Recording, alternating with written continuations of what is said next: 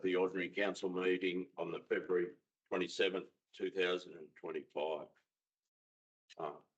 I'll lead in with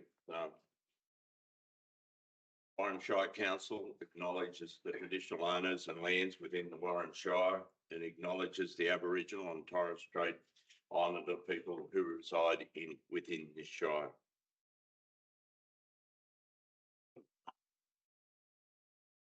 Councillors, I asked for apologies and applications for leave by councillors. Acting General Manager, we will have one.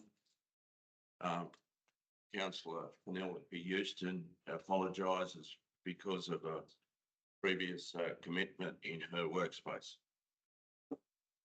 Could somebody, Councillor Derrett, Councillor McCloskey, thank you. And then move on to the confirmation of the minutes of our last meeting on the 23rd of January. I'm firstly looking for a mover and a seconder for that. Councillor Kelly, Councillor Kinsey, comments or any business arising out of those confirmation of those minutes. One like to comment? There isn't, so I'll put that motion that those minutes be correct, seen as correct and of that meeting. Item 5, ladies and gentlemen, disclosure of interest. I haven't been informed of any pecuniary or non-pecuniary disclosure of interest from any of you, but if there is, please say so now. There isn't, so I'll let that go. There is no mayor or minute. So we'll continue on to reports from the committees.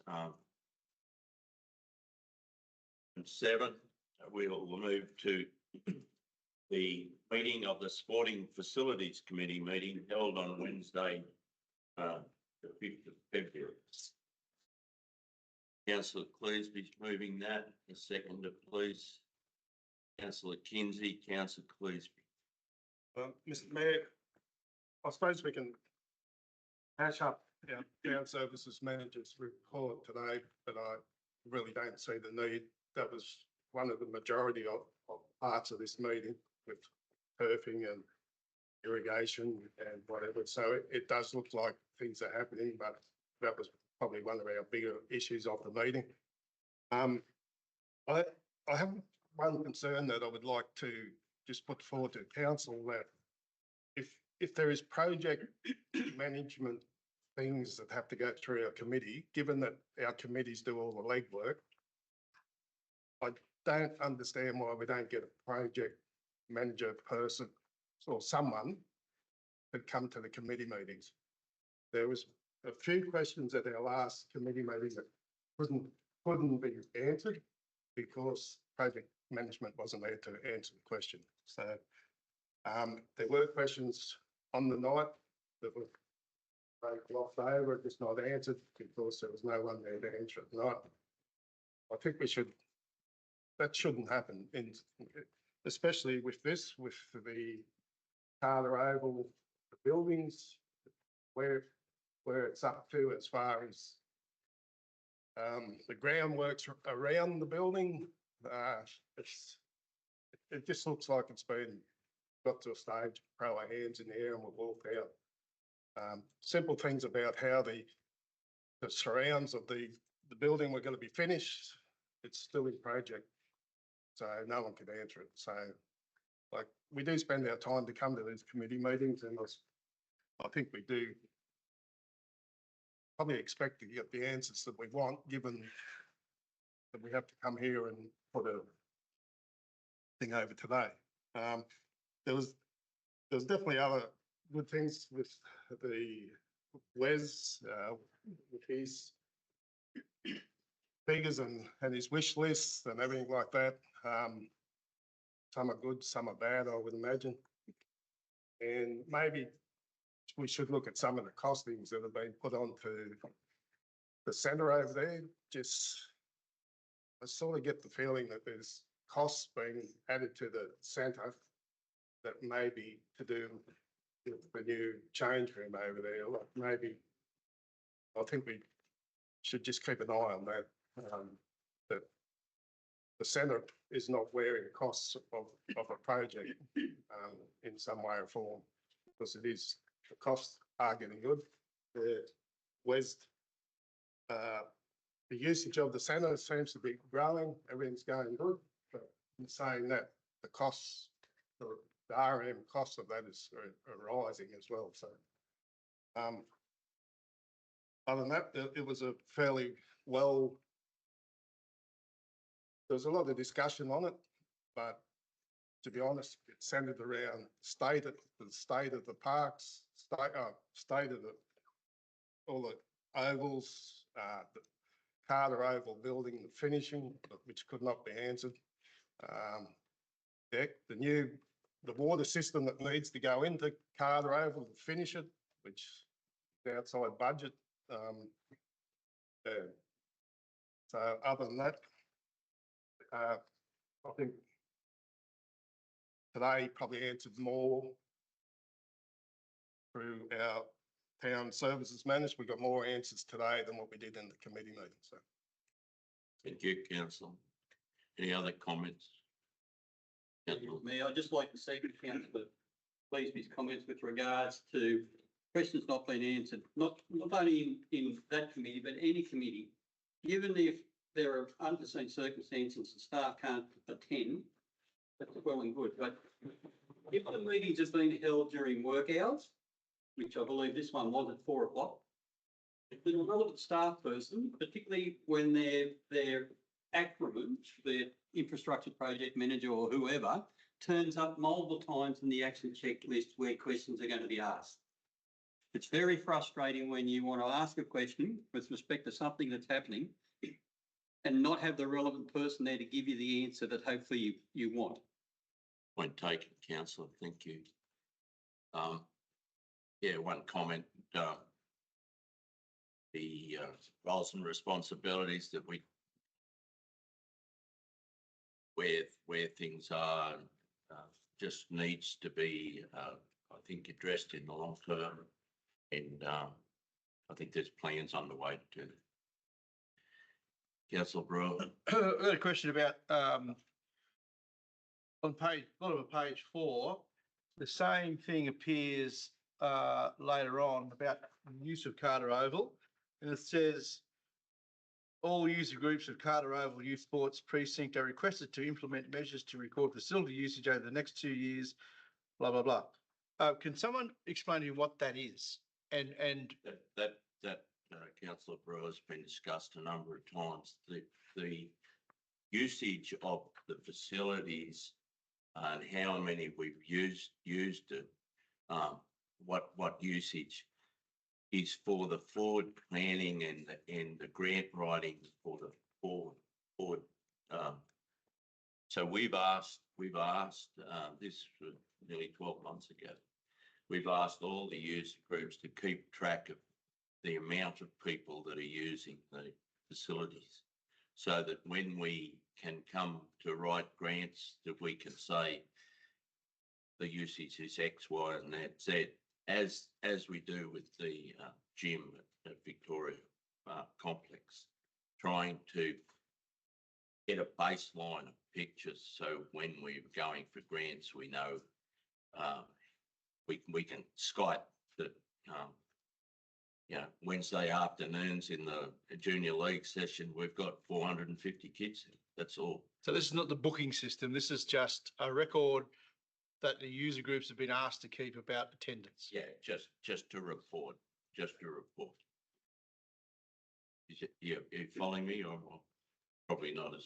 It's vague, but I do understand why we would want that. But it just seemed like it was getting mixed up with the system of booking the facilities. No, it's just something that we would like them to keep, so that, Swimming Carnival last Monday had 600 participants. So the follow-on question from that, Mr Mayor, if you don't mind, is why is the infrastructure project manager responsible for it in the Sporting Facilities Committee meeting, yet the manager for health and development is responsible for it in her section? Who is actually responsible for it? Can we nail that down? And I would say the project manager is not responsible for that. No. So let's strike him out and put whoever is. That's correct. So I'll put that all with the, received and noted with comments. Against, carried, thank you. The next one is the meeting of the Warren Public Arts Committee, Councillor Jackson. Give a second, guys. Councillor McKay, Councillor Jackson. Thank you, Mayor. Very quick, very briefly, I will note that at our meeting, we had multiple project managers, so we were able to get answers straight away. So that was good. The main item of interest was progress on the doors, the Aboriginal artwork for the female-friendly facilities. We did ask for an update on progress of that very quickly. The next day received photographs and images of those doors looking very good. I'm not sure if they've circulated to all councillors or only our committee, but they were looking very good. So very pleasing on that. And another point worth noting is that many of you would know that Mr. Bruce Lynch has returned. He's moved back to Warren.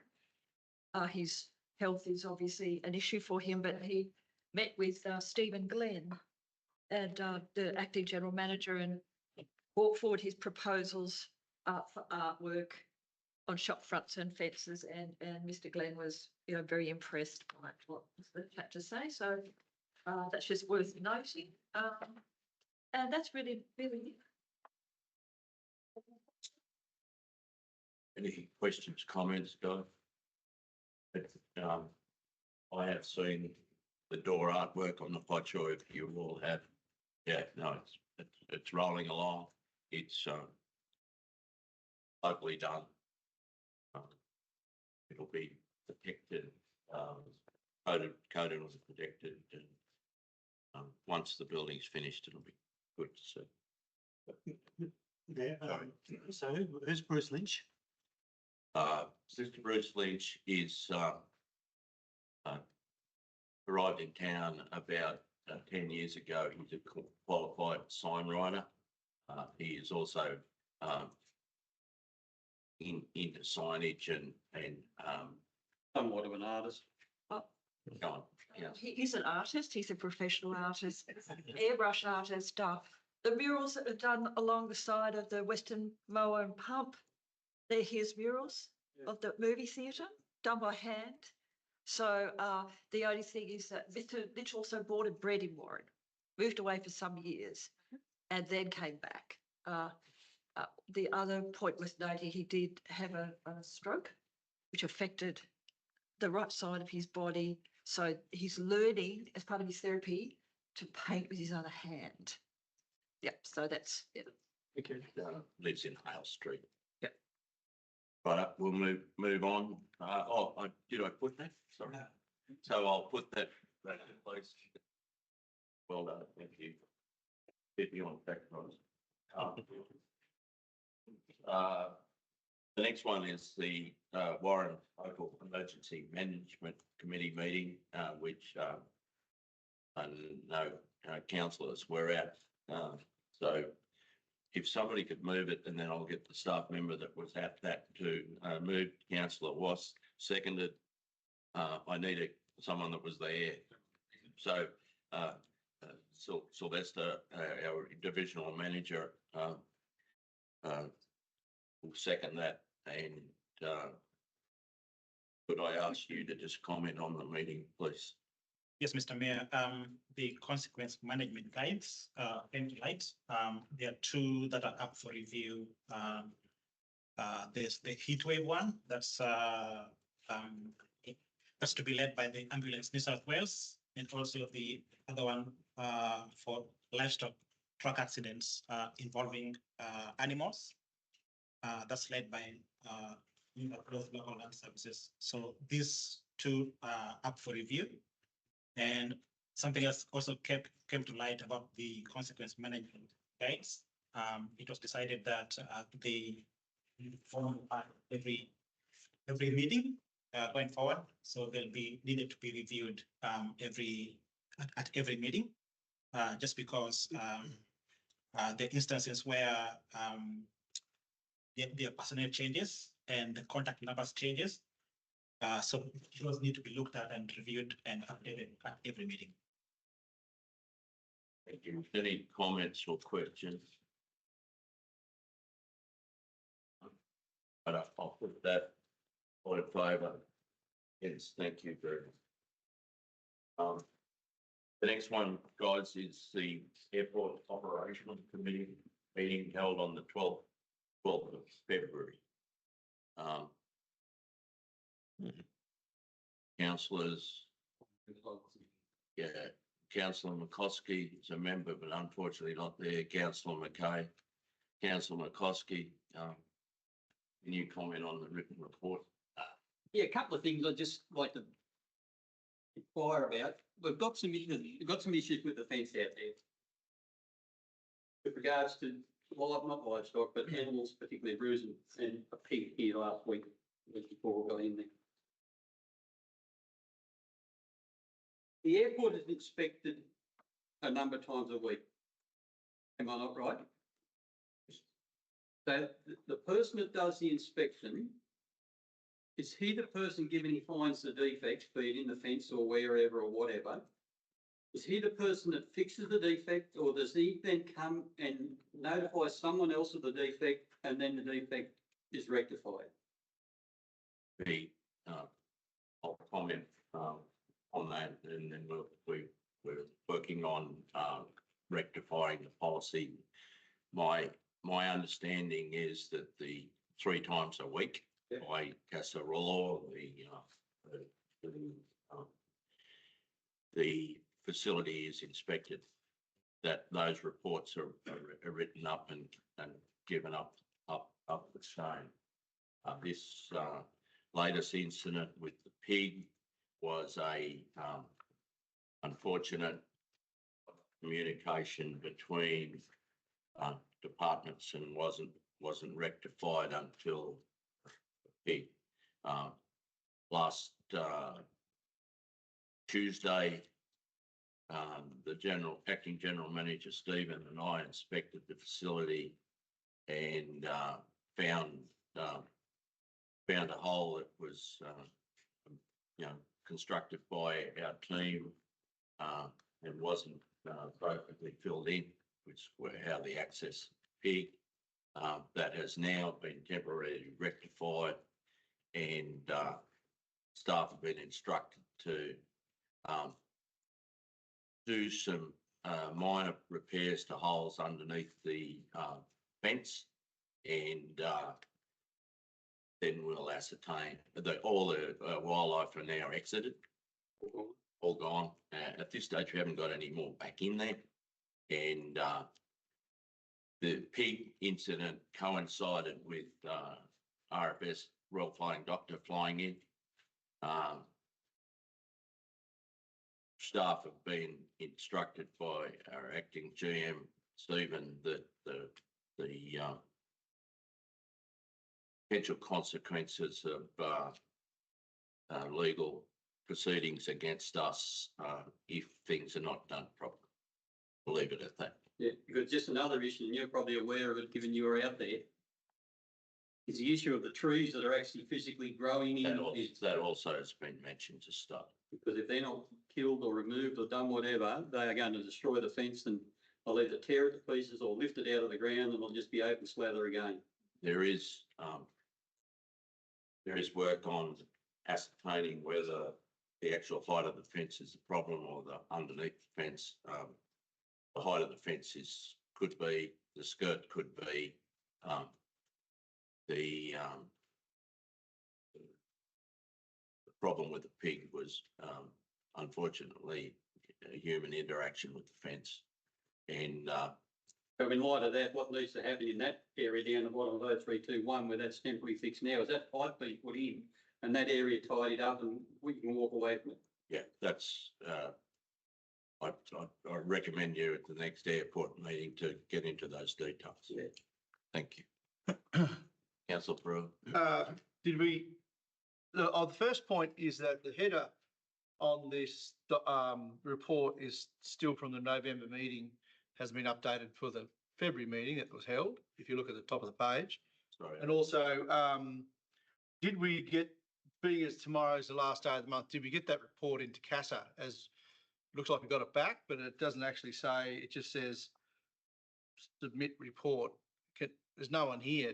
Can we confirm that we've put that in? Take that on notice. Sorry. Mr. Mayor, the report has been sent to CASA. So, As said, right, yeah, just waiting for them. thank you. Any other comments? Thanks.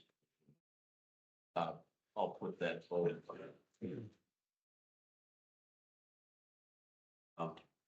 The next one, guys, is the meeting of the Economic Development Promotions Committee held on Wednesday, the 12th of February. Councillor Derrick, Councillor Surdity, Councillor Derrick. Thank you, Mr. Mayor. Once again, our Economic Development and Education Manager put together some very thorough reports for this meeting. I guess attention just drawn to item 5.4, where we have the priorities and projects suggested for 25 to 26. There are some costings linked to roads, just me. Following on from that, we have a list of items under the 4-year project program. So there's a lot that we want to see happen in that space. Just reporting out priorities and doing things where we can. The other thing I would just draw to your attention is what's on your table. It's a proposal that is under development at the moment, so a work in progress. But basically, this is funded through the Drought Resilience Project. So we're looking at using that grant funding in a way that is most suitable for us, delivering something more tangible than some of the other suggested projects. So this is the policy proposal that Susie has put together, and it's in the early days, but hopefully we'll see that come to fruition as well. Happy to take this command, but that's about it for me. Thank you. The only thing that I would comment was that we're trying to combine we're trying to combine with the neighbouring councils, Bogan and Canamble, and to that end, councillors, GMs and mayors, the 6 of us had a meeting last Thursday trying to facilitate this. So any other comment? Yeah, through the town centre revitalisation and shop front enhancement incentive, is that a wish list or is that a real thing? It is a real thing, but yes, that's a matter of budgeting for it. Yep. It's something that we see as a priority. So if a shop owner came to council, they would get $5,000? Through you, Mr. Mayor, not currently. So this would be a new initiative if we were able to put it into place. Councillor Brewer. Mr. Mayor, to correct that, I thought we had a budget allocated each year for paint for anyone with a shop front who wanted to paint their shop front. There was an allocation for that always. Is that not the case? Through you, Mr. Mayor, that is the case, but this is an expansion of that. So this isn't current what we offer. Okay. There is a pool of money, I believe, still in the budget, which is purely for the supply chain. Yes. To the heritage colour. I think that's been historic over a number of councillors. Through you, Mr. Mayor, again, I don't believe that has been very much utilised in recent years. It's not. So this would be an expansion of what we might be able to support. Thank you. Any other comments, questions? So it's for you, Mr. Mayor. So if a shop owner wanted to start a business, in theory, they could put a proposal or request to council asking for some assistance to help with their fit. And it would have to go to council for approval. Yeah. Yeah, through Mr Mayor, that is the idea. So it could be existing business, new business, or the items that are listed here, paint, as we have always had available, but also signage and other window displays, landscaping, so just trying to make it a little bit broader. And yes, perfect. But again, this isn't currently in the budget. This is something that we would like to see, but whether or not it's in.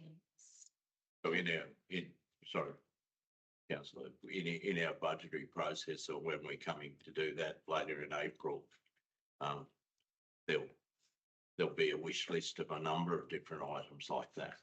And that's when we go through and prioritise them, or staff will prioritise them and then bring them to us. Obviously, the big dollar sign is where, how much, and equity, and there's a lot of different, a lot of different things in the mix. Councillor. Sorry, through you, Mayor. And so that is actually listed under the 4-year project. So it's not in the priorities for the next financial year. Yep. So future wish list. Any comments? No more. So I'll put that all in favour. Aye. Anything else? The next one is the 18th of February mathematics, reasonably detailed, so it'd be across you and hopefully across it. So looking for a mover and a second, please. Councillor Derrick will move that, and Councillor Cleesby and Councillor Derrick, could you please ask our acting general manager to comment if he needs to. Thank you, Mr. Mayor. I have no questions, but yes, please, if you'd like to comment. Thank you. You wish to comment? Chair, happy to, if there's anything rising, I think council's come across things. Councillor. I just note with interest in business arising from the minutes, we're continuing to have trouble with timesheets in terms of them being filled in right and right allocations, I'm assuming, and no allocations or whatever. It just seems to be, and I'm going back way when it used to be an issue, and it's continued to be an issue. And this is not the first time this has come to light in terms of my time here through the Mannix and that. So are the blokes not learning still? Or is it too complicated for them to learn? Through the chair, these sort of core operational matters are being addressed. There is active movement in that space. So on that note, whilst council has the benefit of seeing the Mannix level of reports, quite operationally engaged, quite detailed, lengthy, you could probably take it as to whether it's a systemic issue, but I think it's a bit more complicated than that. But we have drilled into it, and certainly there's progress being made, and it has improved. Generally speaking, here and now, don't have too many concerns. Right up. Councillor Brewer. To draw your attention to page 4, there's a table there which is in the engineering department matters. There's a couple of items there. AGRN 1034 appears a few times on there with work completed 30th of 6/23.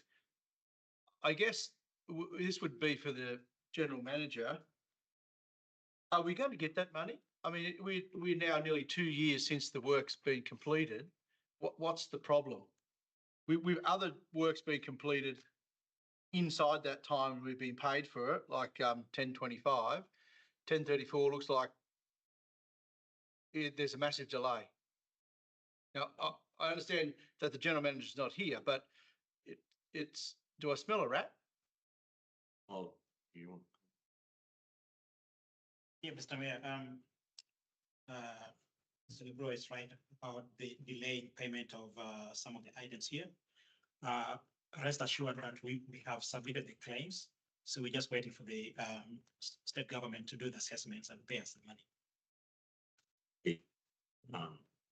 In this space, Councillor Brewer, since I've been mayor and even before, the delaying tactics of paying our AGRN money to peak about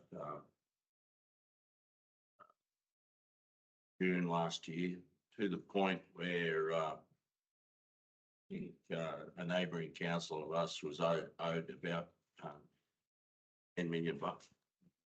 We were owed nearly 3.5. We had a meeting here with the Regional Roads Minister, Ms. Jenny Atchison. Out of that, after that, with our concerns and other councils' concerns, and a meeting with the country mayors in Cobar, came out this, what do you say, tripartite agreement. So the process is to be speeded up in some way. It is not perfect, and our staff are on it. We're down to about $1 million floating in and out. It concerns from general manager level and mayor's level is that every dollar, every $1 million is out for a week. That's the current interest rate of about 4.8. It runs into some money. It is something that's mentioned nearly at every heads of government with Deputy Mayor and myself and GMs, and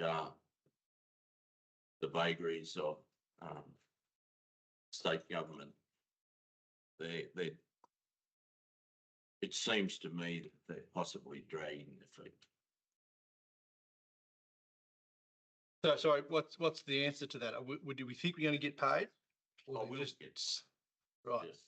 because they have these deeds, we sign them, they tell us we're going to get paid, or we wouldn't do the work. And then 2 years later, they still haven't. I think it's pretty ordinary. Thank you. Yeah. Question on general principles of payment. I mean, I believe that Shire Council, in paying its bills, is required to be a payer of the first order. It should not be out of bounds with late payment to its suppliers. Is that correct? That's correct. So is there any order, is there any regimen of order of the state government to pay payments back to Shire councils for works that they've expended on behalf of them? They would say so, Councillor Wass, but usually the tact is they'll send back a minor question and delay the process. And you can read into that what you may, but my perception is that the finances of the state treasury are under pressure, and the amount of money that they would hold improves their budget somewhat. This every time in my role that I meet Jenny Atchison, that's the first Minister Atchison, that's the first comment, and she takes it to the Transport Minister and the Treasurer. We have improved with this tripartite agreement, but it's still, there's still an out with the timeframes, which affects the balance, the budget for ourselves and everything else. But it is important that we have our house in order as far as lodging these things. The detail the detail needs to be perfect when it leaves this office so that there is less excuses for the ping pong effect of questions, comments, you know, back and forward. Then I can assure you that my role, Councillor Derrett's role, and the general manager's roles, we're trying as hard as we can to get paid for what we do. Go. Yeah, just on that, if I may, through the chair, it's unfortunately somewhat typical of a lot of the grant funds, unless council, in part of the funding, they have option of milestone or progress payments, typically, whether it's flood damage, whilst it's a unique delayed situation. There's transport for New South Wales works and other items where it is in arrears. So council have to spend the money and then make claim for it. So given the array of grant funding, the nature of the value and the scope of the works and the timeframes from commencement going out, looking for people to do it possibly, when it can start on the ground and then finish, you know, some of those can be lengthy kind of periods of time where councils without cash coming back in. So as was mentioned, the flood damage particularly has been a focus of mine since it started to tick up in value. And certainly I think with the engineering staff, there's a wider complement of staff there internally to focus on it and address it. And I think from my view, it seems to be coming along okay. I'm not sure, not 100% certain of the ins and outs of that 1034 item, but there's a reasonable sort of breakup of that one. And at this point, though, I think it's the claims have been submitted, and that's sort of unfortunately out of council's hands. Broadly speaking, it's something that when the so, for example, councillors, we're going into a reasonably large contract for repairs to our levy, which is under the tender process at the moment, and I won't comment on that at all, except to say that there was a tender meeting from all the prospective tenders on site. But it is complicated because some of that is state grant and some is federal grant, and our staff need to be aware of how that the inputs, the money coming in balances the money coming out. And if you don't mind, Mr. Mayor, the difference with that project is that there are milestones in place.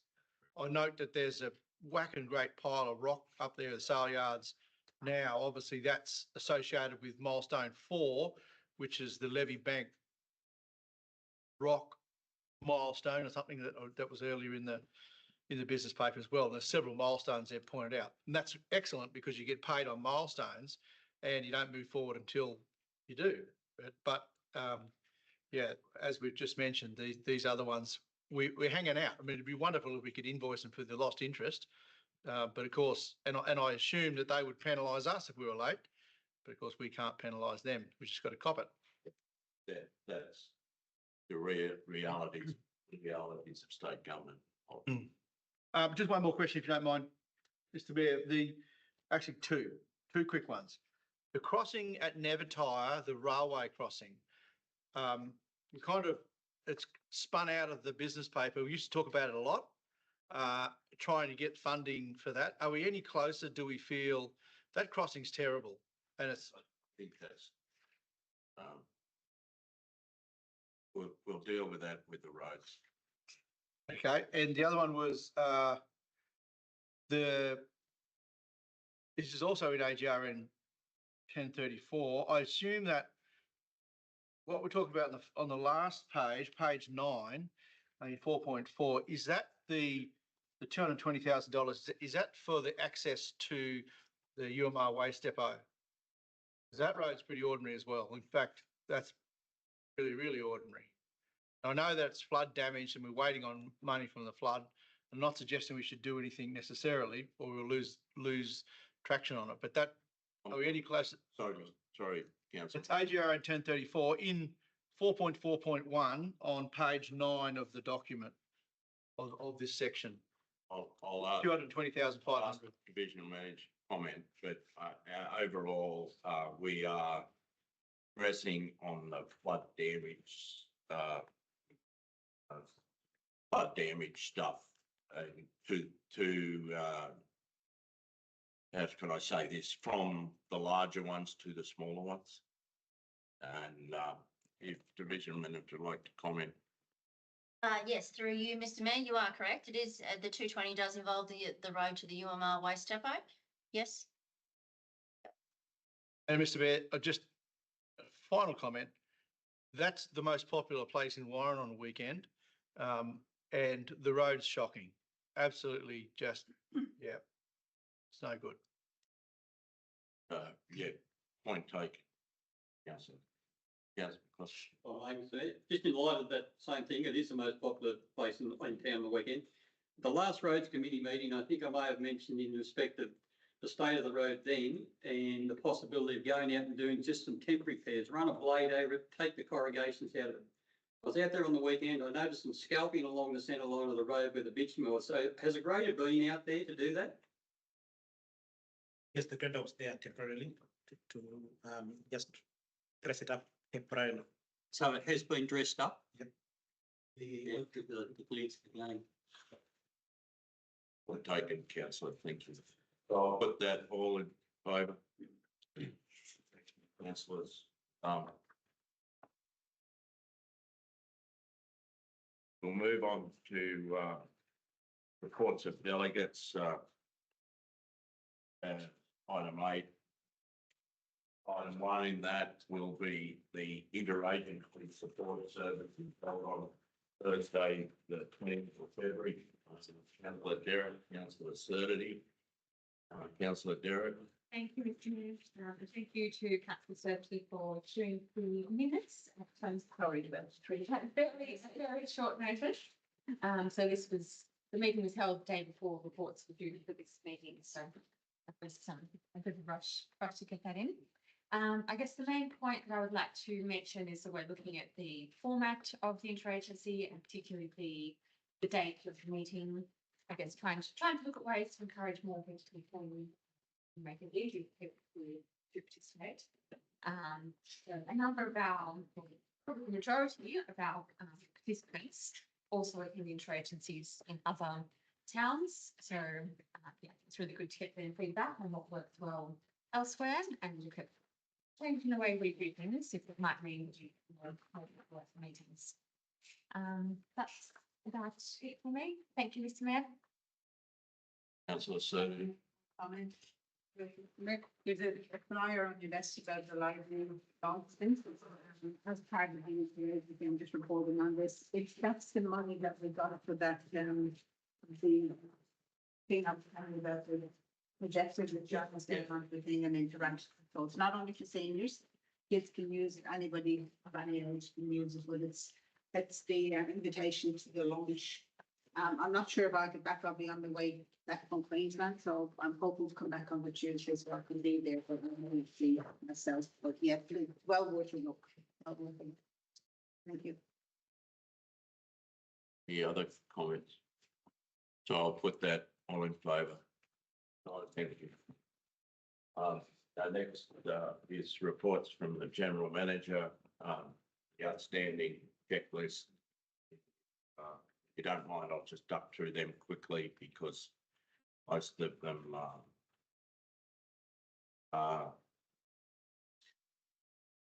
the mobile and internet coverage. Oh, sorry, I'm looking for a mover and a seconder. Councillor Derrick. Thank you, Councillor Surdity. Councillor Derrick. Over to you, Mr. Mayor. As you were. Thank you. It's been a hard week. Mobile and internet coverage. There's a couple of comments that I'll share, and if the acting general manager wants to take in two things. We had a company from Melbourne arrived and did some testing last month. Physically driving around with complicated equipment to test our mobile coverage, to put a claim into the federal government black spot program and to give the telcos options. The report is back. It is confidential just as yet, but to summarise it, they've given potential structural fixes of how they recommend that that could be fixed. It was raising a tower here and there, and there was some positives of how to go forward. The long and the short of it is, as per public and federal government inquiries at the moment, the mapping from the two service providers that are in our area is not accurate and has been affected by the 3D shutdown, and where that's going to go. But the report, which once it's been lodged will be public, basically gives a positive to where the two telcos might go to actually improve and get their coverage back to where the maps say they should be.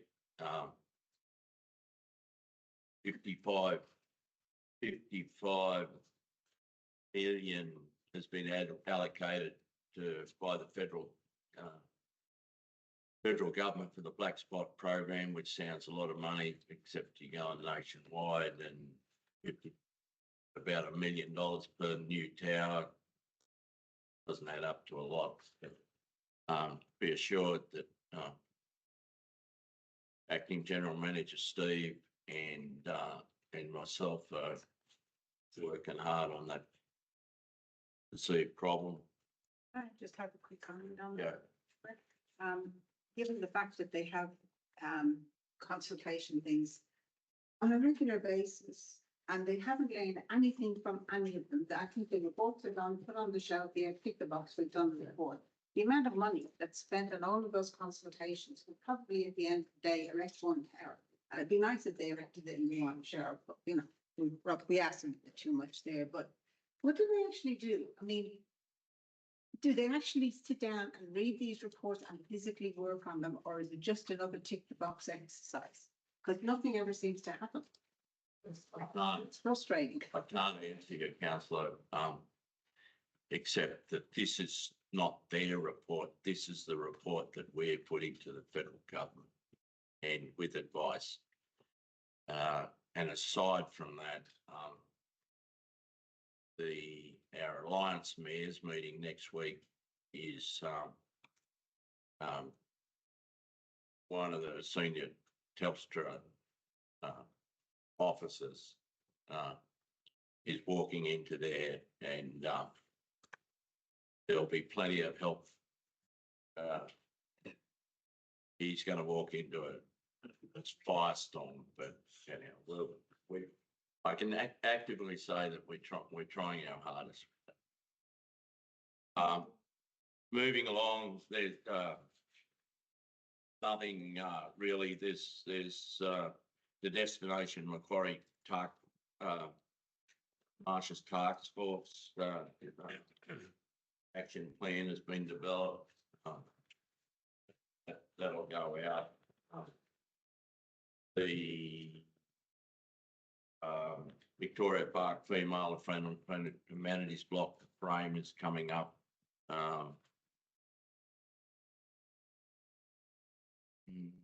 Is there anything jumping out at you people, or I'll ask Councillor Brewer?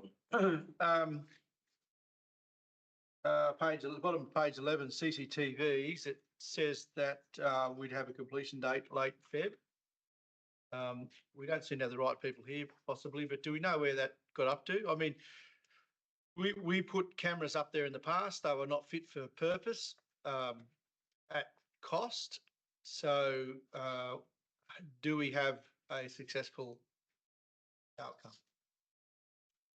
Mayor, that date will need to be pushed forward a little bit.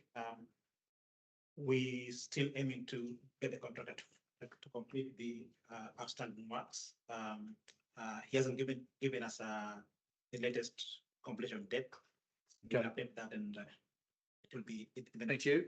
The other one was. Reason for that, Councillor Brewer, is that there was a major dislocation, I suppose, between the supplier and the contractor that the supplier wanted to do the physical work. And then a new contractor to do the physical work had to be found. Thank you. That's the cause of the delay. Yep. The smoke, the sewer main testing on the top of page 12, that's been going for a month. Do we have any anecdotal outcomes from that at this point? Is it, I mean, again, I thought Raymond was going to be in the meeting since his name's on the thing there, but he's not. We might refer that question to Raymond for later because he will be across it. Yeah, the investigation is still ongoing. You notice a van near sewer manors across town. So it's still at the investigation phase. Okay.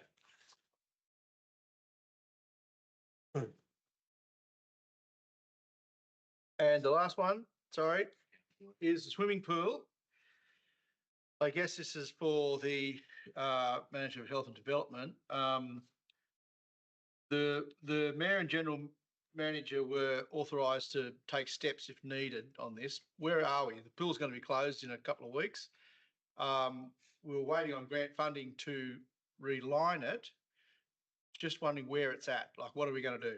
Are we going to try to recoup the money, take them to court? Are we going to, what's happening? Through you, Mr. Mayor, with the normal general manager on leave, this case has been, I suppose, parked. We are still looking at obtaining grant funding to reline the pool is the intention. Yeah, we just have to be careful of costs involved. There's no plan, you know, because I guess if we were going to do it, we would be planning it now. So we're not planning it now, so it's not likely necessarily to get done this break. The information that I had, councillor, the current state of the pool will be fine for approximately 2 years. Okay. Then we need to do some long-term planning about where. Okay, thank you. At this stage, the infrastructure or the structure of the pool is workable and adequate. And I was told for the next 2 seasons. All right, thank you. Anyone else comments? Sorry, Mr. Mayor, just I know parking restriction at Nevertire. That have those signs been put up? Mr. Mayor, not yet. And I'm assuming that's a request from the local residents. Yeah. That's right. And if trucks do park there, who is able to fine? Is that a council? Police. With the police? That's police. The signs are regulatory signage. So once installed, the police are responsible for the enforcement. And there's no way council can be responsible for it and get the revenue? I do not think so. Councillor Zerdity. I can just clarify, the reason I brought the question to the council was we often have where the trucks are parking is, remember old Goach's garage? Right, well, that is private property now, and because the front of it is all got boards, it's like, there's no windows. So a lot of the trucks come along with their refrigerations to running all night. park right outside on the other side of the road. This lady has got an autistic child, so she's very conscious of the fact that she's got this thing rattling around all. Councillor, we might, yeah, we don't need to get into that, do Yeah, you? but the reason being is there's a, right beside the pub, which is only a couple of, maybe down towards the Bangor direction, there's a pretty big parking area.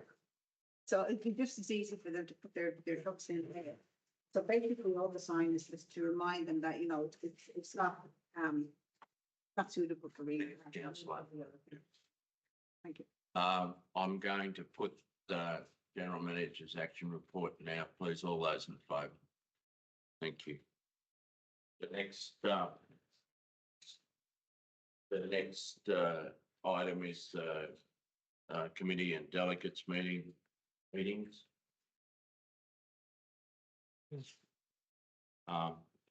And I will remember that this motion has our healthy guys will be standing. And I'm looking for a mover and seconder of that, please.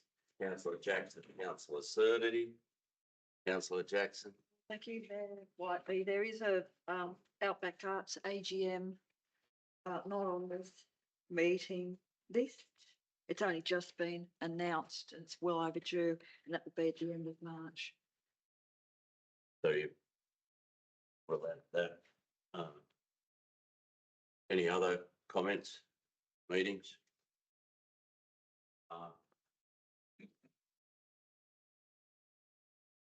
There,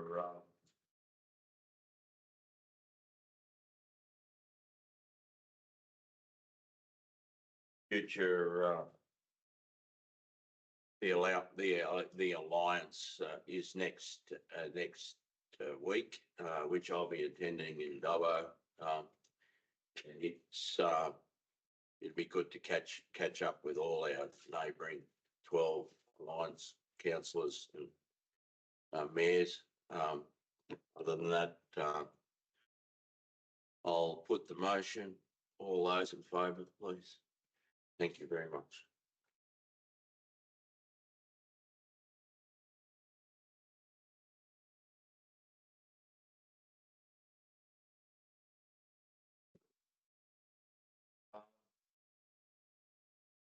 Our next one. Our next one is works progress reports, infrastructure project. Item 3. So I'm looking for a mover and a seconder, please. Councillor Brewer, Councillor McKay, Councillor Brewer. We're at the dog pound again, Mr. Mayor. I'm a little bit surprised that this project has gone so long, and that there hasn't been anyone engaged to actually build it, by the looks. So, and I was given the budget, thank you, between the meetings after the last meeting we had.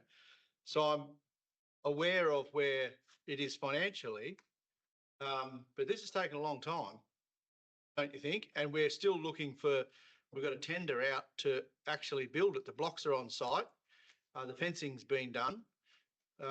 But when we planned this, did we not have anyone in mind to build it? Like I'm stunned that we just, it starts and stops and starts and stops. This is how budgets blow out, because things cost more than you budgeted for because you did the budget 2 years ago. I'll take you on notice, but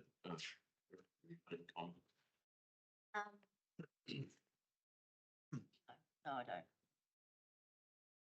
None that would help, most likely. I will.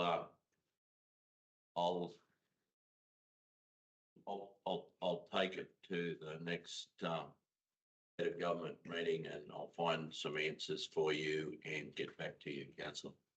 Thank you. The other in the infrastructure space, Councillor. Through Mr. Mayor, just some requests. Front gate at the grid at the race course. We've put the new exclusion fencing in. Yes. We've removed the gate. Is there? That problem was fixed with 5 minutes with the acting general manager and myself. So that's fine. We also,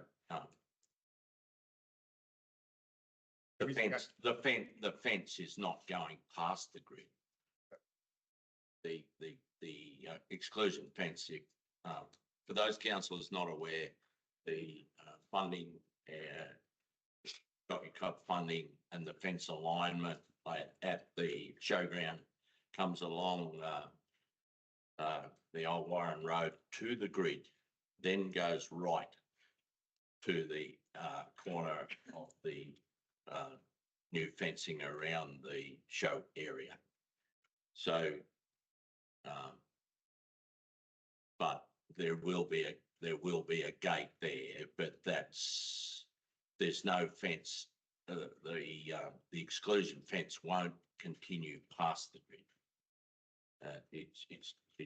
The exclusion fencing turns right at the grid and heads towards the running rail of the racetrack. Everybody aware what I'm talking about? There is that comment that came back to you. We've addressed that. The frame is up over at Victoria Oval for the new amenities block, and I can assure you the acting general manager, myself, and Councillor Barrett are pressuring to get the final details of all our projects finished. It seems to me that the attention of detail towards the end of our projects needs to be addressed, and I can guarantee you it's been on my mind for the last 3 weeks or more. So I'll put that, guys, all in favour. Leave the note. Thank you. Our next one is disclosure of interest, councillors.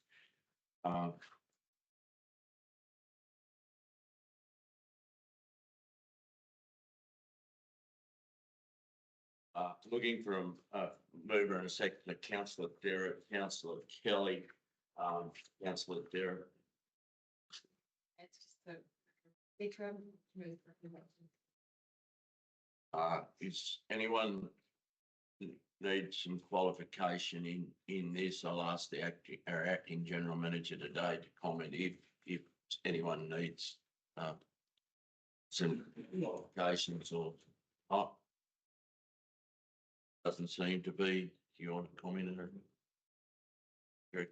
No, I think this has been discussed in prior meetings.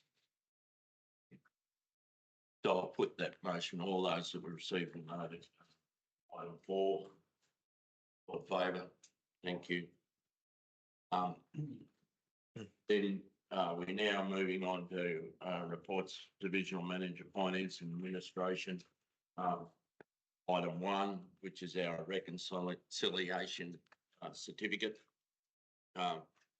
Looking for a mover and a seconder, please. Councillor Kinsey, Councillor Cleesby, Councillor Kinsey. Pleased to say it looks pretty healthy, Mr. Mayor. Any comment I've got? Director, do you wish to comment one way or the other? So, is there any questions?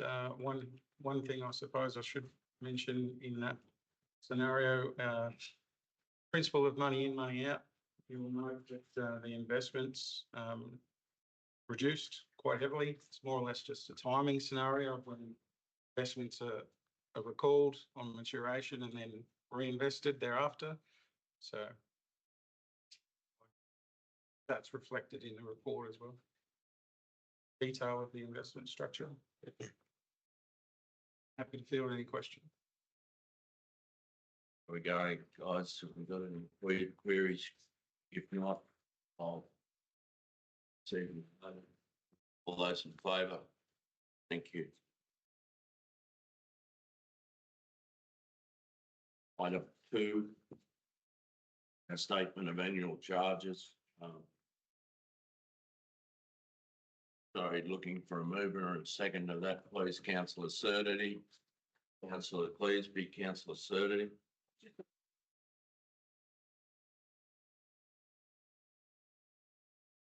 Any comments or questions? Anything director needs to speak to? Not for me. Questions? In that regard, I'll put that, all those in favour? Against, thank you. The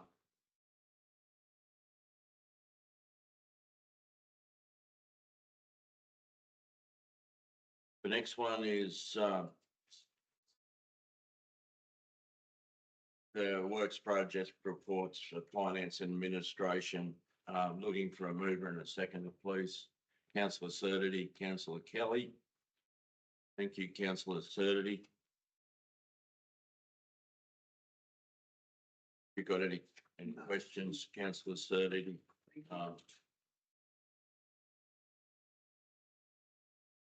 Any questions, qualifications, comments from director? Just to inform council briefly in relation to the implementation, of the document management system. Delay there, don't really have an ETA for completion at this point, but we've addressed some critical kind of issues that were delayed for various reasons, and that's sort of progressing. So here and constructed and tested and looking to have it up and running very soon. Thank you. Councillor McKay. Through you, Mr Mayor, that the two-factor authentication, can you just provide an update on that? Are you saying we need to have a token, an actual physical token? Yeah, just quickly, you've got the choice. So we can, if people are happy to use their personal mobile phones, they can do so. However, if that's something that people want to move away from, we have a physical token option available. So happy to talk to that as needed. Yeah. So you don't have to have a physical token, basically. So typically you'd use your phone and get an SMS or something like that. Is that what you're proposing? Yep, so it's literally an app that goes on your phone, which is an authentication item. So it will be linked to our system here and whatnot, and yep, it'll just give you a. This was something that was brought up by our board and our strategic way we should look after our IT. Any other questions? So I'll formally put that, all those in favour. Item 4 is our December quarterly budget review. Looking for a mover and seconder. Councillor Surdity again, councillor Brewer. Thank you, councillor Surdity. Moving the recommendation, councillor Brewer. I've got a couple of questions, if you don't mind. Firstly, in income, can we, on the environment line for income, what is environment? What's encompassed in that? Pretty broad term in my mind, but there's an income of 6.9 million there, annual budget. What's in that? What am I missing? So Direct. through you, I believe that particular item. So essentially, what those summary items, they're following the old function activity, generic kind of levels, the view of council, rather than a strict income statement view, which says, you know, grants, capital grants, interest, blah, blah, blah. On that one, I believe that is largely speaking funding. So we have to take our operations and we chop and dice it as the little business units, and they all sort of roll up back to their department function or activity level. Okay. So The other, if you don't mind, is recreation and culture. We're 147% more income than we had anticipated. Can you tell us a little bit about that line? yes, so that is in relation to it's probably a little bit more complicated, but I'll try to summarise. Essentially, that is movement of grant funds is what it basically boils down to. So where we may not have recognised it at the original budget timeframe, there is a bit of tidy up in that regard in terms of recognising those grant funds that we had, say, residual year on year, or they were new grants received. And you know I'm going to ask about economic services. That to do with the Transport for New South Wales and that income, or is it something else?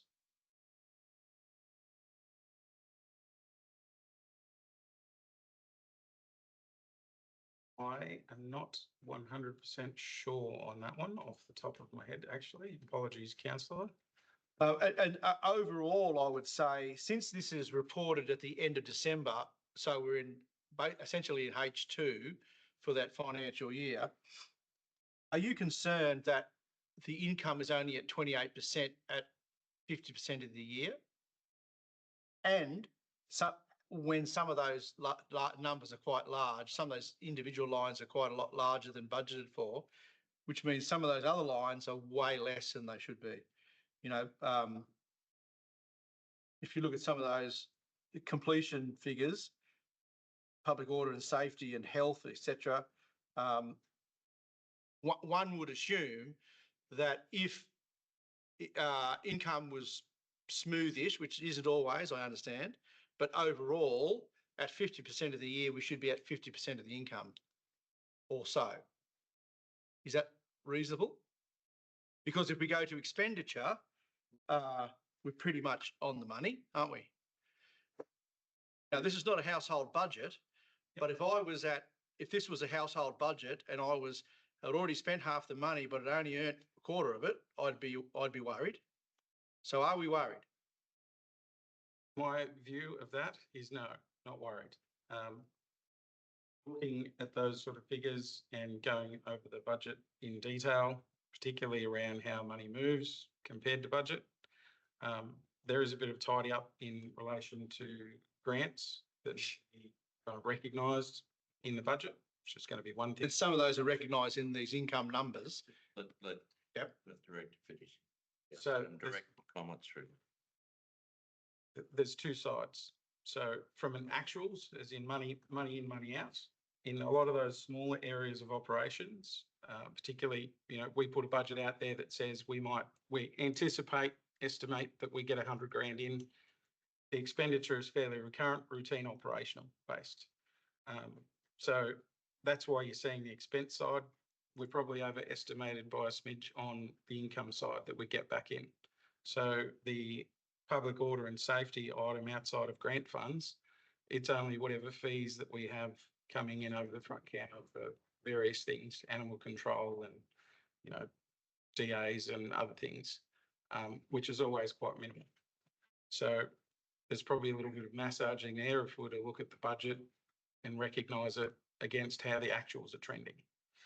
For the purposes of the December budget review, there was, you know, delays in terms of how critically, just delays of time available to me that I could commit to that in the midst of other more operational pressing matters that I had to deal with.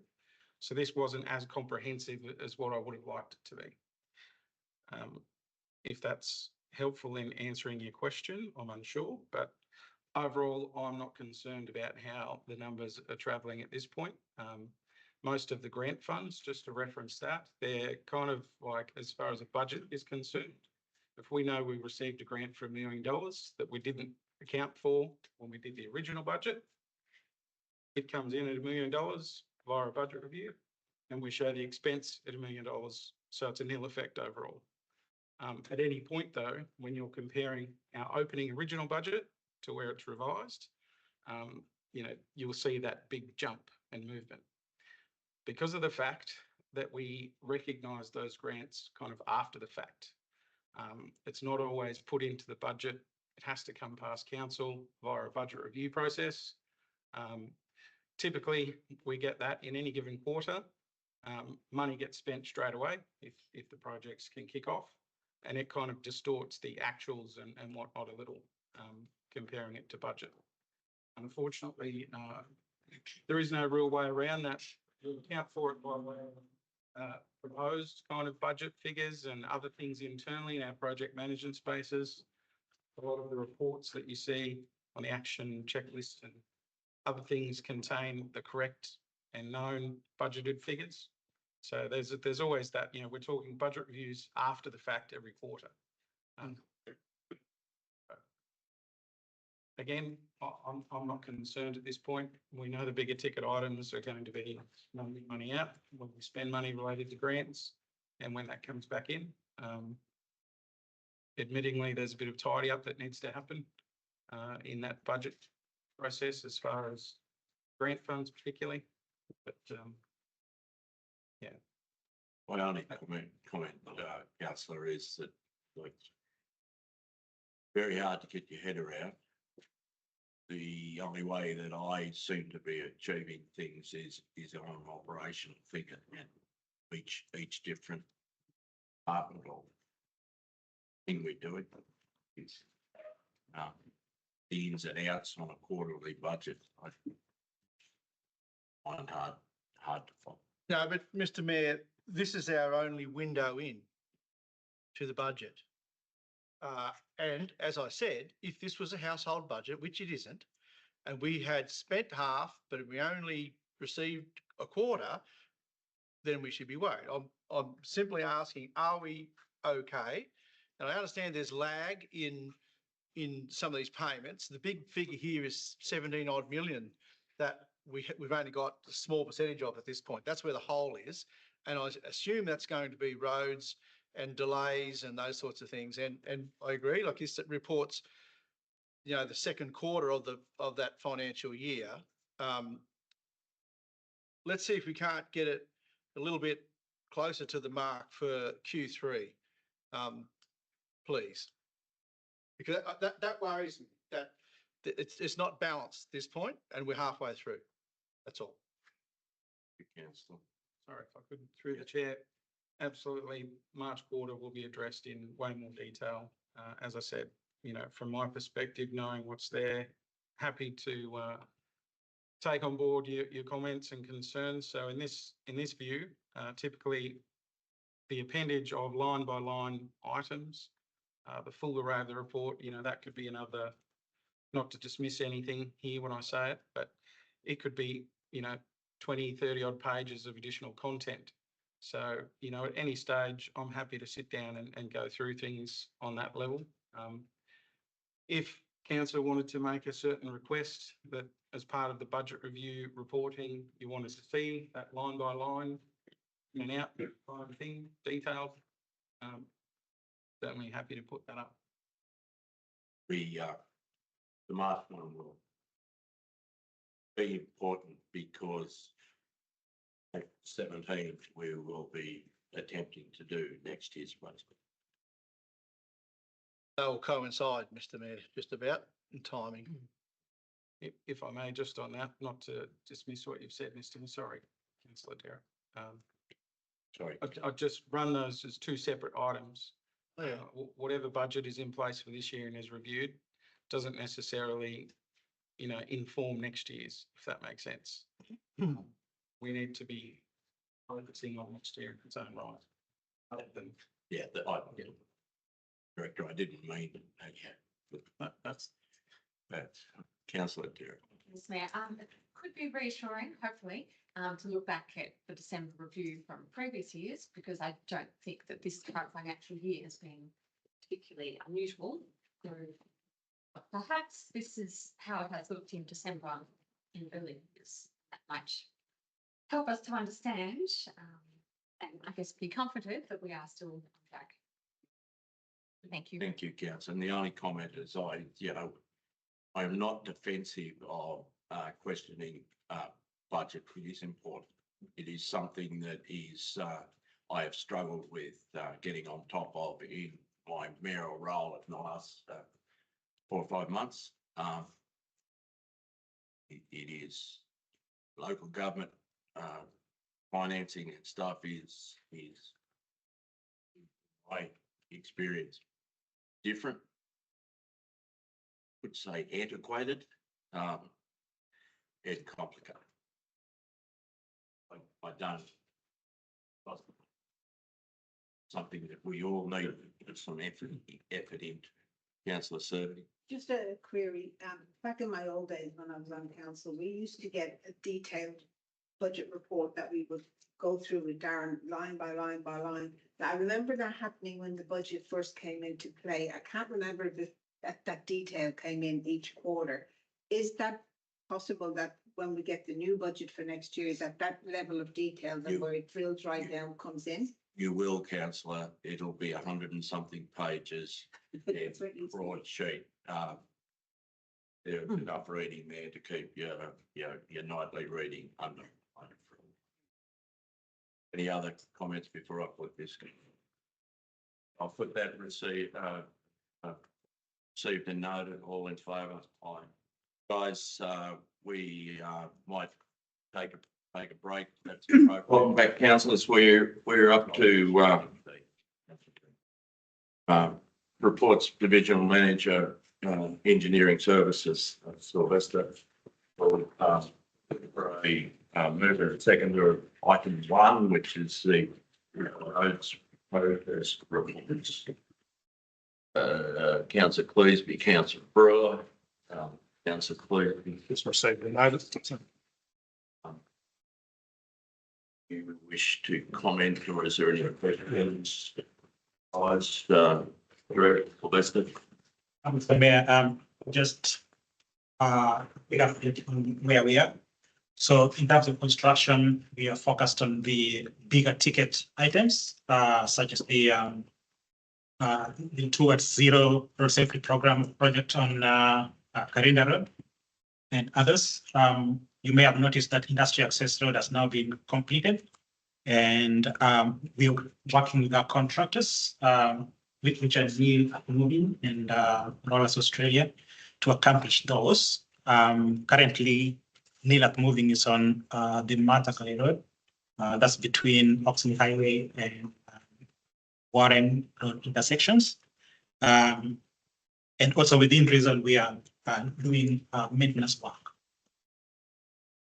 In my report, just another update, you'll notice on page 9, I think. Sorry, page 11.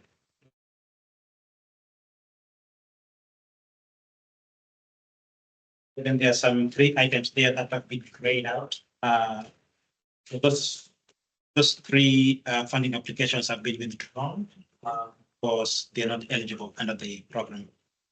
So the program has a criteria that needs to be met for eligibility.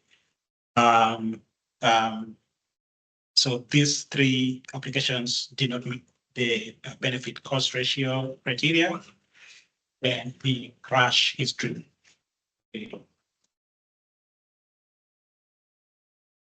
That's councillor, that's the unfortunate part about a black shop program.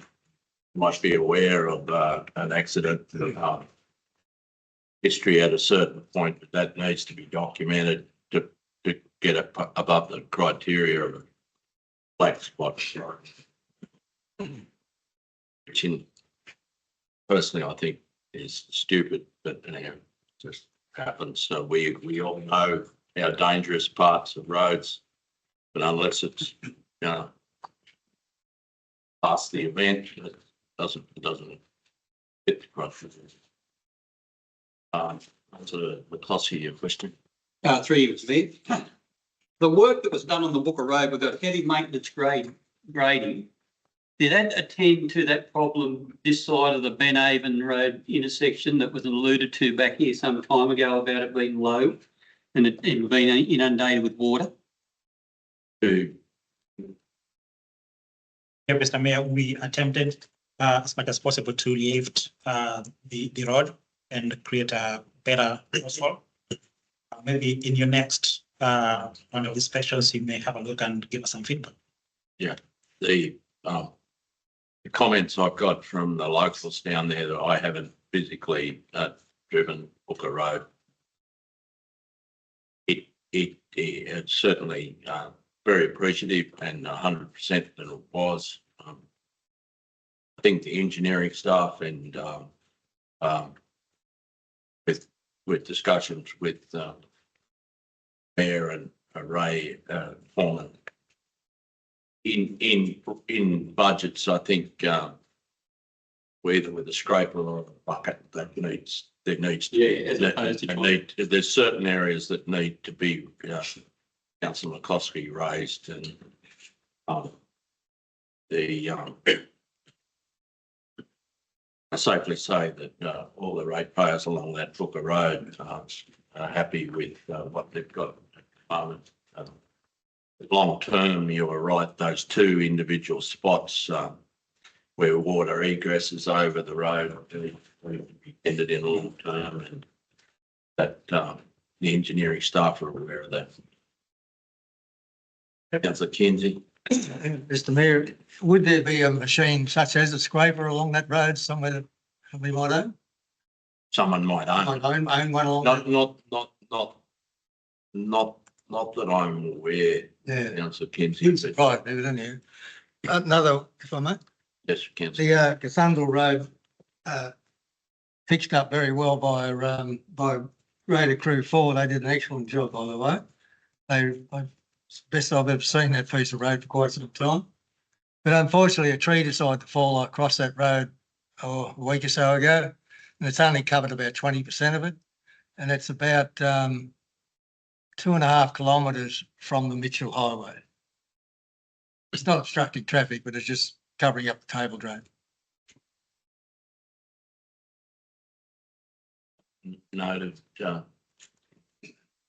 Anyone else?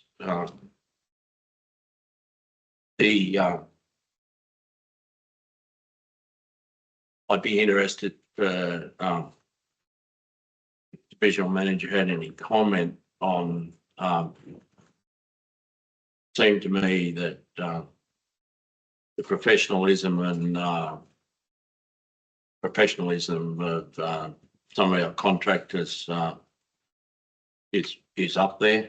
I was very impressed with the speed of the industrial access road, Dale's earth moving team. They had to put up with a lot of traffic on the intersection in Silo Road and Old Warren Road. For that to be achieved in 5 days, I thought was to that standard. I thought was pretty good. The cost wise, Divisional Manager, can I that came out to budget, and you were happy with that question? Yes, Mr. Mayor, we are happy with the work of Neelat moving. Mainly because they did exactly as we agreed. That the work would be accomplished in 7 days, and yes, it was. So we're happy with that. Councillor McCloskey. Just through you again. So we've got Neil's as one contract crew working for us, and Rolls Australia, they've supplied a crew or a team as well, have they? That's right. They're with plant and men? That's right, Mr. Mayor. The Councillor McCloskey, the Rollers Australia crew up until yesterday were working at the, on the, Allenjura Road, doing both, the intersection, some, heavy patching that's, non-flood and some flood work. As a comment from the mayor to the staff, in the road space, anecdotally, from my point of view, I congratulate our foreman engineering staff of where we're at on the road space.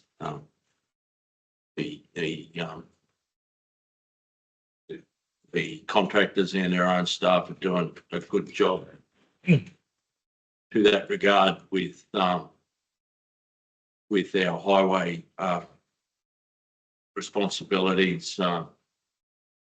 Our sick general manager personally asked me to investigate that we were making money, and I made some inquiries through that.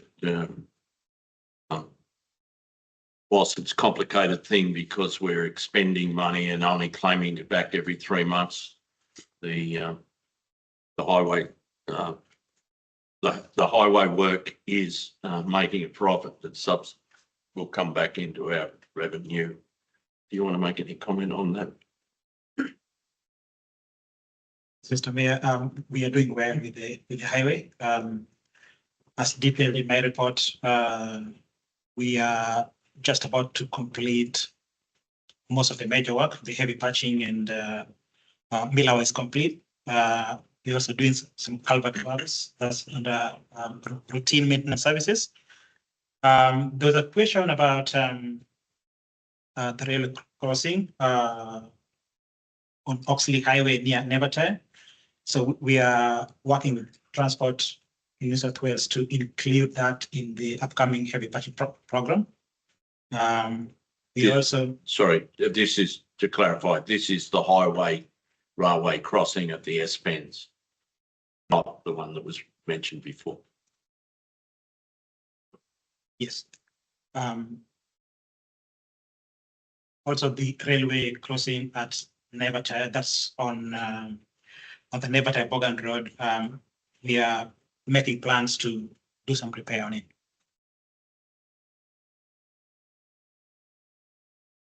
The principle of doing the highway work for those new councillors or newer councillors is that we do that to fund our other operations, or the profit therefore comes in. From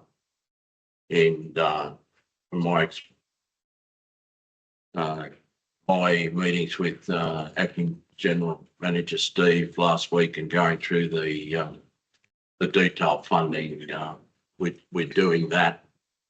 And then with the increase, having two contractors here while we've got the work, the net event is positive.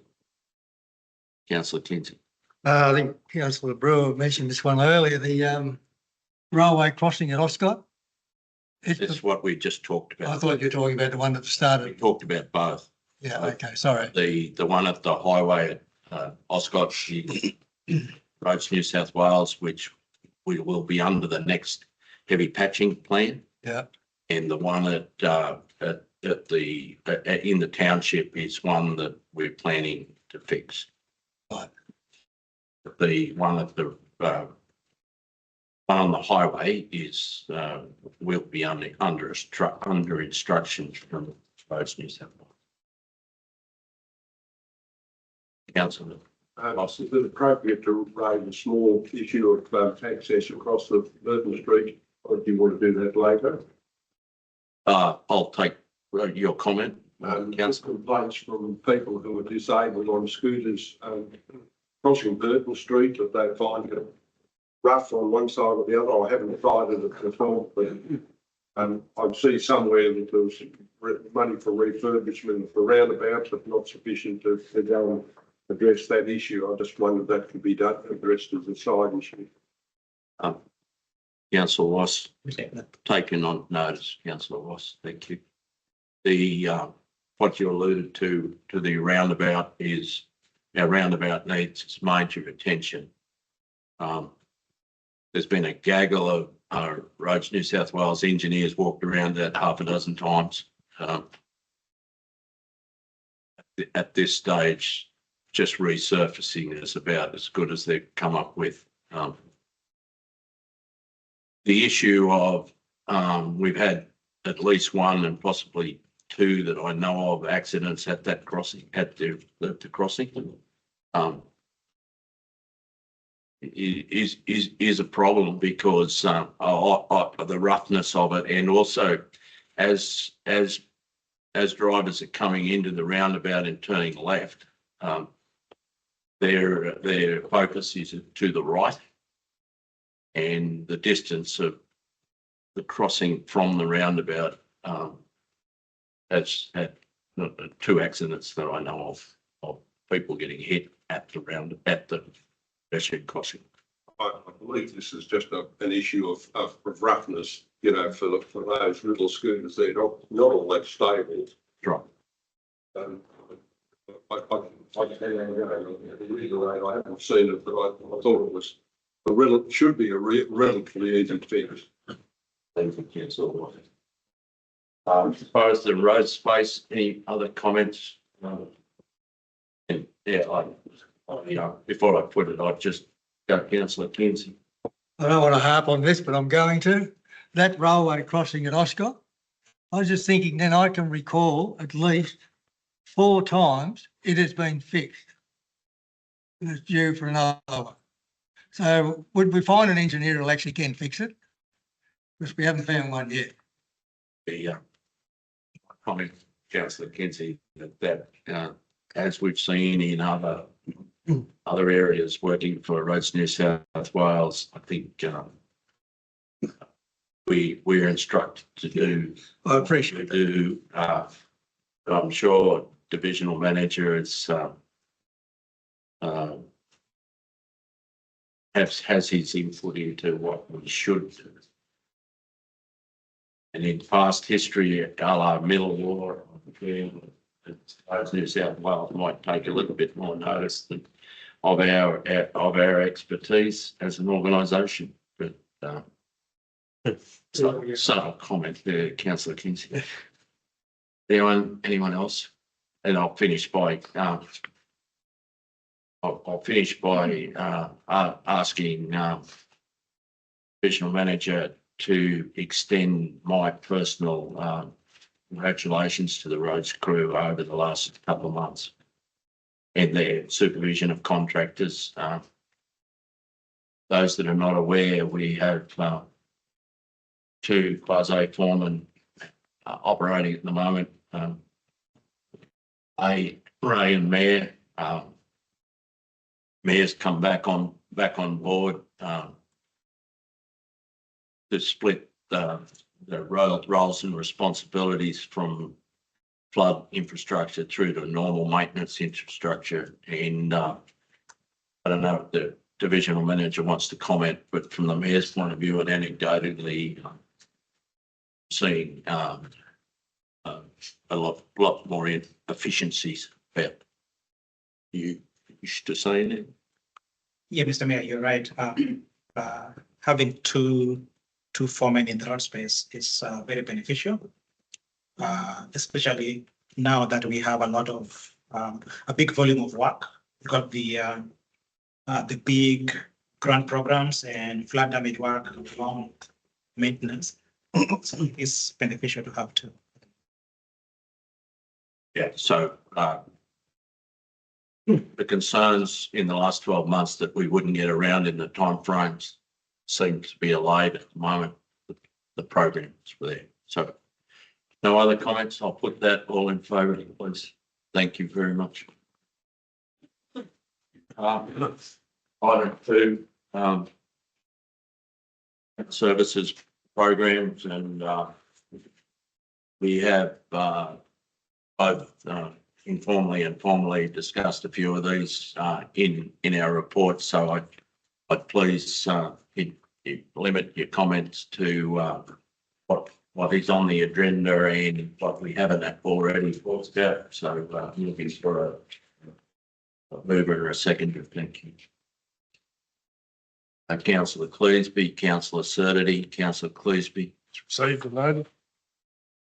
You got anything that we haven't already addressed to bring up?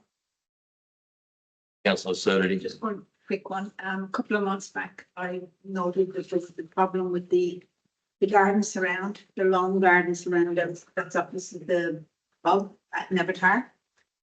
One of the surrounds has popped up, and all it means is the dirt moved from underneath it and popped back down again. It hasn't been touched. I can just remind them about that one, please. Thank you, Councillor.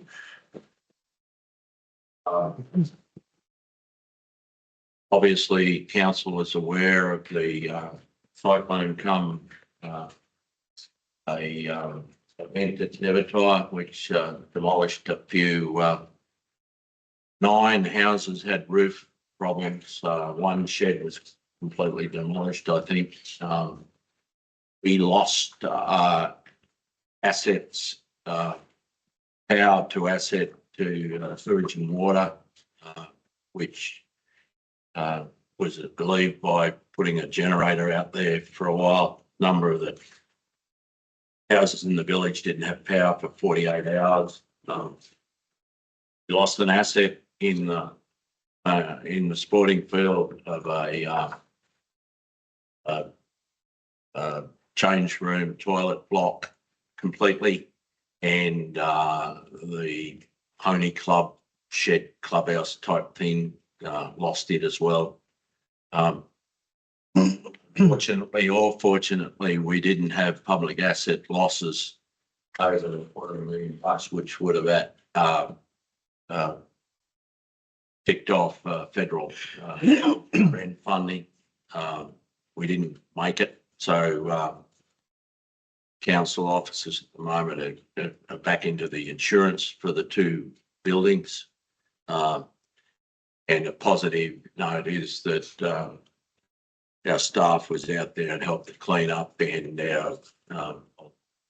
if Councillor Surdity wants to comment, but generally I think the support we gave the town was appreciated, or the village was appreciated. I've actually started an Avatar residence little text message group. And so anything that you send me that I know some of them may not get, they're getting it through my system as well. So they're getting us through different directions. Thank you, Councillor. Any other comments that we haven't already talked about before I look at this, please? Nothing, so I'll put this as received and noted. In favour, aye. Thank you. Item 3 is our plant progress reports. Looking for a mover and seconder. Councillor Kelly, Councillor Brewer, Councillor Kelly. Basically, the information we received and noted seemed very straightforward.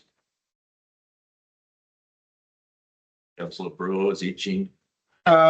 Just one question about the Toyota Hilux twin cab. I'd heard that it was stolen from inside is this the one that was stolen from inside the yard? No. Was there one stolen from inside the yard? And what were the circumstances around that then? Does that appear on here? Mr. Mayor, yes, one Toyota Hilux was stolen from the depot. Vandals broke into the depot and into the store and stole the key. The key was in the store, and then they stole the vehicle. So the vehicle is still with the police for investigations. Thank you. So P3603 then, that vehicle, what's happened to that? Is that just a... Yep. Yeah. I believe that's just operational staff member's vehicle that was damaged during work hours, just a normal insurance claim matter.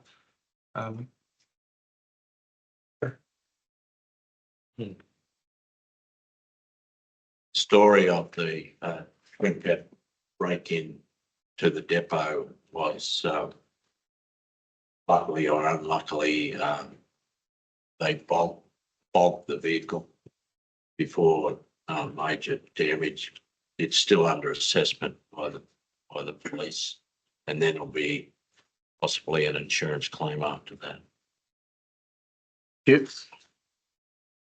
The other plant matters, councillor Kinsey.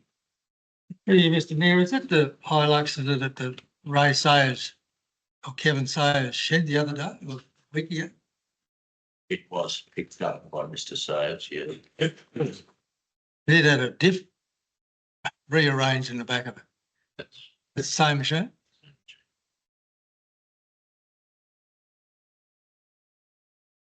the, yeah, but hopefully the yard security, when we finalise putting up the last of the cameras, will be better. The other comments on plant. I do inform councillors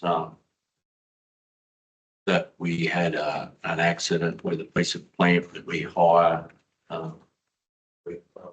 week and 2 days ago. No one was hurt seriously. Could have been. We had a work cover incident, and a report will be made. It's reportable. The story was that the piece of plant was being loaded onto a low loader, and Cheapfoot's loader slipped off the ramp. Luckily, and to our fortune, the operator was wearing his seatbelt at the time. Minor damage to the plant, hopefully minor damage to the operator. The normal work cover report need to be had. Just informing councillors of that. No other comments on the plan?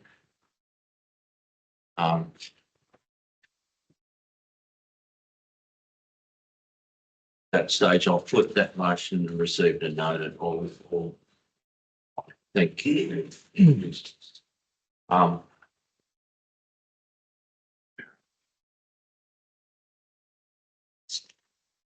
Alcohol-free zones, page 35.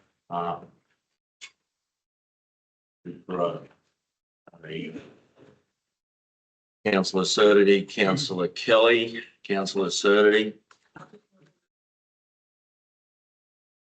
Thank you, Councillor Surdity. Any comments, questions, read that, the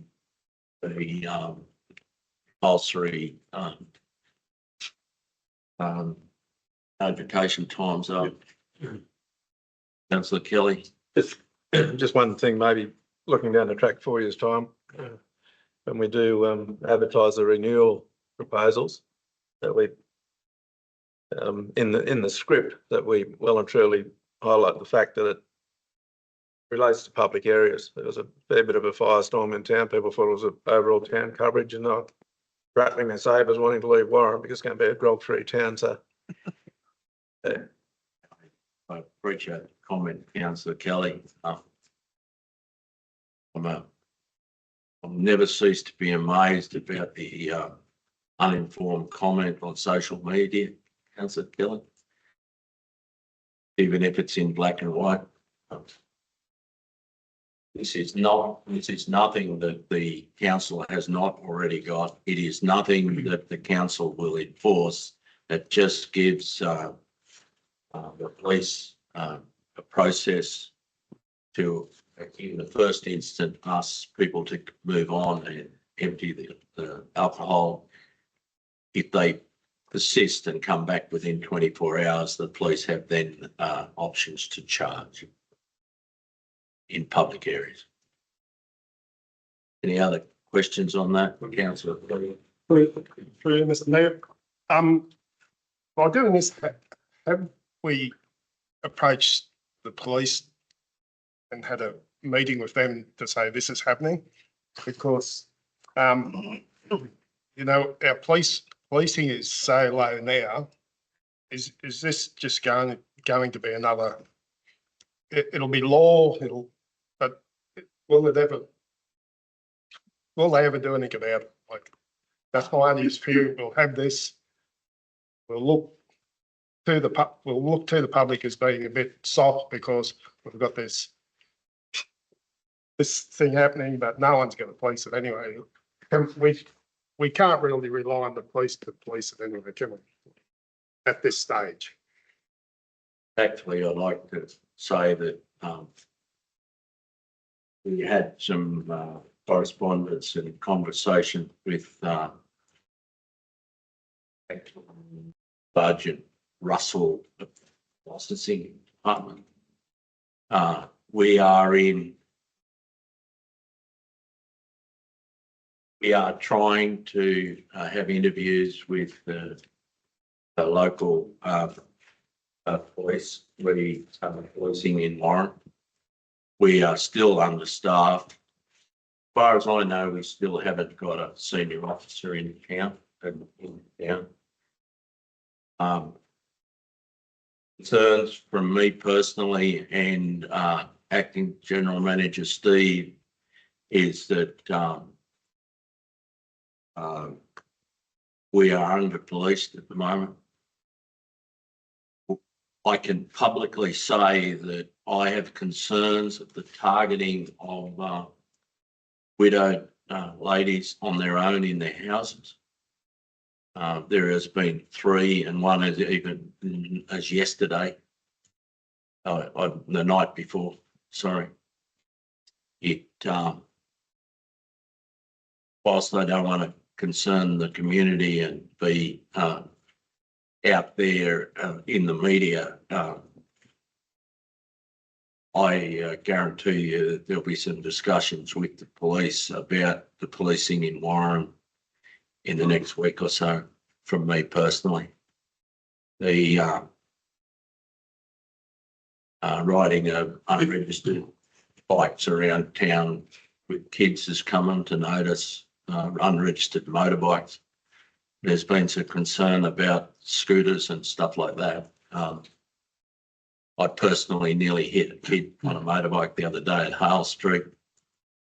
What I can say is that from the mayor's point of view, and I think some of the community's point of view, they are concerns without me stirring up a public firestorm. Just leave that with me if you don't mind. Anyone else got any comments? Councillor Surrey. Just a query if I can. In the past, we used to have, you know, those, I think once every 3 months or once every 6 months. Yes. Are they still off track? They're not coming back on? No. They're never coming. That is my concern. It hasn't happened for 3 years. So that interaction between councils and the police deteriorated remarkably when we moved LACs. When Warren was with LAC out of Burke, that's when that process that you were talking about happened. Since we moved to LAC out of Dubbo, it's concern to me personally. Any other comments, Joyce?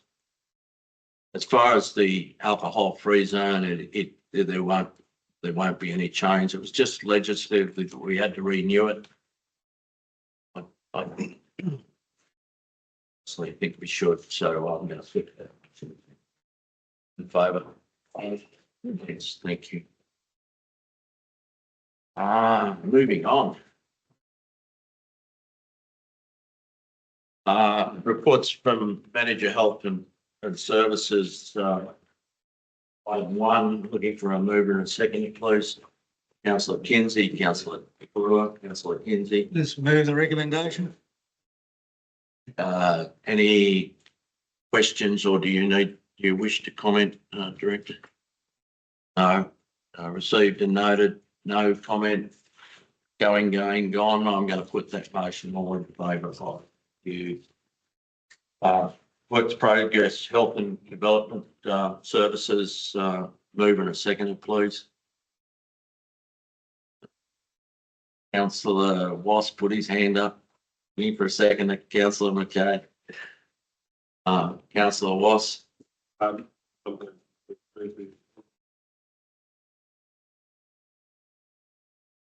Any comments, questions? Do you wish to comment?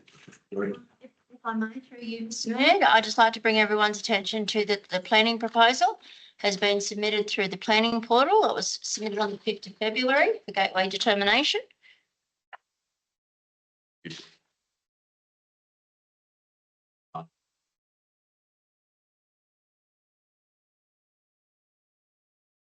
Going to put that, guys. Any further questions? Received and noted. Thank you. There is no notices of motion or questions with notice. There's no matters of urgency. So at this stage, I will adjourn the getting accounts. I need a motion. Sorry, guys. I need a motion from councillors to move into a confidential session of council. Councillor Brewer, Councillor McKay, all those in favour? Aye. So, councillors, we will adjourn for 1 moment to move into a confidential session, please. All good. Ladies and gentlemen, councillors, we resuming the general meeting, and to that end, we need to formally move those confidential matters that we dealt with in closed session, and we'll do that reasonably quickly, please. So item 1, supply and delivery of trash pumps. Can I have a mover and a seconder, please? Just do them all at once, quick. Can we do them? Yeah, just move and second. We'll do that 1 through 5, ladies and gentlemen, if that's all right. Councillor Brewer, Councillor Kelly. So everybody's clear that we're moving 1 through 5, that we debated confidentially. I'm looking for a vote on that, please. All those in favour? Unanimously passed. Thank you, councillors.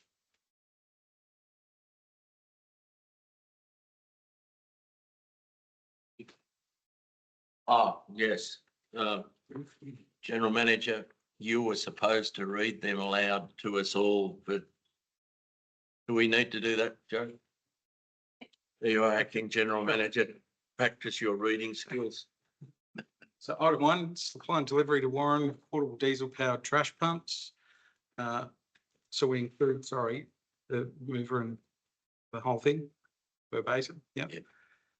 Moves Brewer Kelly that council, in accordance with the local government general regulation 2021, formally agree to and accept the analysis of tender evaluation for the contract C13-95, supply and delivery to Warren, New South Wales, amended to 40 diesel-driven trash pumps and accessories, and award the tender to BAR Group Proprietary Limited for the tendered price $409,684 inclusive of GST. Excuse me, second item. Move that the tenders representing best value, being all tenders contractors received, be awarded this contract as the panel source suppliers to Warren Shire Council for the period 1st April 2025 to 31st March 2027, and a provision be allowed for a 12-month extension based on satisfactory supply performance, which may take this contract through to 31 March 2028. Item number 3, supply and delivery of water meters. Moved and seconded that the tenderers representing best value, being all tenders contractors received, be awarded this contract as the panel source suppliers to Warren Shire Council for the period 1 April 2025 to 31 March 2027, and provision be allowed for a 12-month extension based on satisfactory supplier performance, which may take this contract through to 31 March 2028. Excuse me again, sorry. Item number 4, supply and delivery of stationery. Moved and seconded that the tenderers representing best value, being all tenders contractors received, be awarded this contract as the panel source suppliers to Warren Shire Council for the period 1 April 2025 to 31 March 2027, and that a provision be allowed for a 12-month extension based on satisfactory supplier performance, which may take this contract through to 31 March 2028. Finally, item 5, replacement of Martha Guy and Newey Park bridges. Moved and seconded that council approves a variation of $458,000 inclusive GST for the construction of a 5-cell box culverts to replace the existing floodway adjacent to the Martha Guy Creek Bridge, Warren Road. Excuse me, that council approves a variation of $336,600, including GST, for the extension of all the 4 road approaches to the Martha Guy Creek Bridge, Warren Road and Newey Park Bridge, Warren Road, by a further 300 metres each. Further, that the variation amounts be added to the current contract sum of $3,464,802, including GST, bringing the new contract sum to $4,259,402, including GST. Formally put that for or against. All those in favour? Thank you, councillors. Just need to move and second in that one, Joe. Disruptive, yeah. Yeah. You're right, Jim. All cool. Thank you very much for your time and patience, councillors. Another month is gone.